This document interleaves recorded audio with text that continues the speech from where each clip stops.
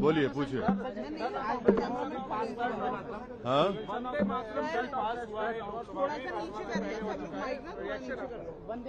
पहले तो सरकार ने हाउस ऑर्डर में नहीं था और दिन में और एक सप्लीमेंट्री एजेंडा लाकर, आज में ओरिजिनल एजेंडा में नहीं था, सप्लीमेंट एजेंडा लाकर दिन में इस बिल को लाया और इस पर कोई डिबेट नहीं हुई और ऐसे ही 10 मिनट के अंदर आपने देखा कि उसको उन्होंने वोट कराकर पास कर लिया। सवाल ये पैदा होता है कि जब आप नेशनल ऑनर की बात करते हैं, नेशनल ऑनर कहाँ गया था जब चीन हमारी जमीन पे कब्जा करके बैठा हुआ है? नेशनल ऑनर कहाँ गया था जब प्रधानमंत्री 2015 में कोरिया गए थे और बोले कि भारत के लोग शर्मिंदा होते हैं बोलने के लिए कि वो भारत से आए। फिर 2015 में प्रधानमंत्री ने इंडिया का फ्लैग गिफ्ट किया यूएस प्रेसिडेंट को, उन्होंने अपने एक बावर्ची को दे दिया जिसका नाम विकास खन्ना था। नेशनल ऑनर वहां पर याद नहीं आया। मणिपुर में महिलाओं की इज्जत लूटी गई, वहां पर नेशनल ऑनर बीजेपी को और प्रधानमंत्री मोदी को याद नहीं आया। अब हम ये बोलना चाह रहे हैं कि जनगण मन जब आप पढ़ते हैं तो जनगण मन में क्या दिखता है कि ये देश दिखता है और देश की जनता दिखती है। जब आप वंदे मातरम पढ़ते हैं तो वो तो एक भगवान और देवी के बारे में पूजा की बात है उसमें।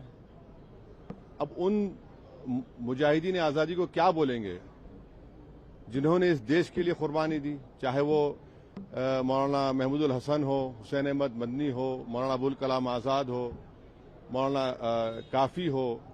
ये तो देश को आजाद कराने के लिए किया था। यहां पर आप देश को इस तरह से पेश कर रहे हैं और जनगण मन जो लिखा गया था वो तो जनता के लिए लिखा गया था। और मैं कह रहा हूं कि 1950 में राजेंद्र प्रसाद ने बहुत बड़ी गलती की, बगैर रेजोल्यूशन के उन्होंने कह दिया कि नेशनल सॉन्ग है, जबकि रेजोल्यूशन लेना चाहिए था उनको। तो और कहीं पर भी नेशनल सॉन्ग का डेफिनेशन नहीं है। तो आप इसको इस तरह से मुसल्लत कर रहे हैं देश के ऊपर, तो ये गलत है बिल्कुल। आर्टिकल 25 फ्रीडम ऑफ रिलीजन है, उसके स्टैंजास पढ़ लीजिए आप। मैं एक मुसलमान हूं, मैं सिवाय अल्लाह के किसी की इबादत नहीं करता हूं।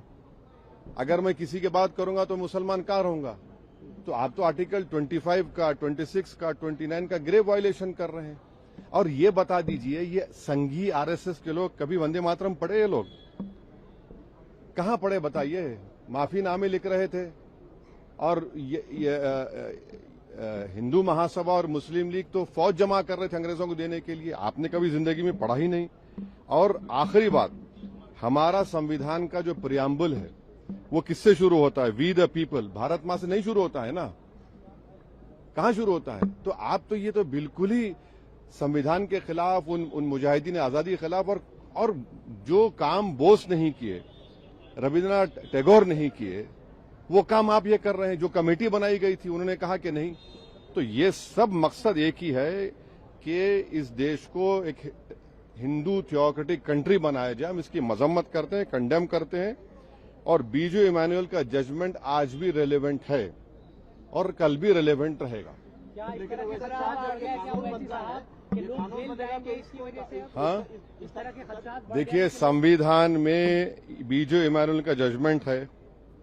आर्टिकल 19 और 25 क्लियरली बोलता है कि आपकी भारत से मोहब्बत एक गाना गाने से नहीं होती है। आप पढ़ लीजिए वो जजमेंट, सुप्रीम जजमेंट। और संविधान का पहला सफा क्या कहता है, पेज क्या कहता है? Liberty of thought, expression, belief, faith and worship.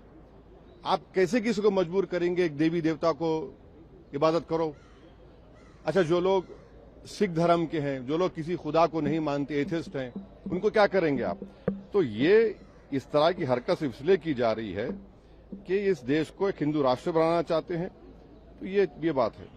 वैसे साहब, लेकिन अगर ये कानून बनता है तो ये सब पर नाफिज होगा, आप पर भी नाफिज होगा, तो अब मानना तो पड़ेगा ना इसको। हसरत मोहानी ने इनकलाब जिंदाबाद का नारा दिया था, आप हसरत मोहानी को बोलेंगे आप? क्विट, यूसुफ मेहर अली ने क्विट इंडिया का नारा दिया था, संगी तो नहीं थे, उनको क्या बोलेंगे आप? हैदराबाद में आप आइए, पहला कैदी काला पानी का मौलवी अलाउद्दीन थे।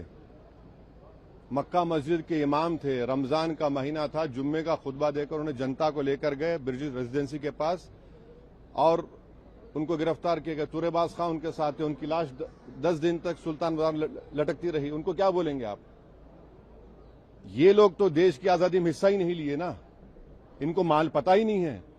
ये तो उन लोगों को शर्मिंदा कर रहे हैं जिन्होंने सब कुछ देश के लिए कुर्बान किया। तो फिर इसको चैलेंज करेंगे आप सर कोर्ट में? देखिए क्या होता है। ये तो देखिए, बाज लोगों की नजर में गोडसे पेट्रियट है, हमारी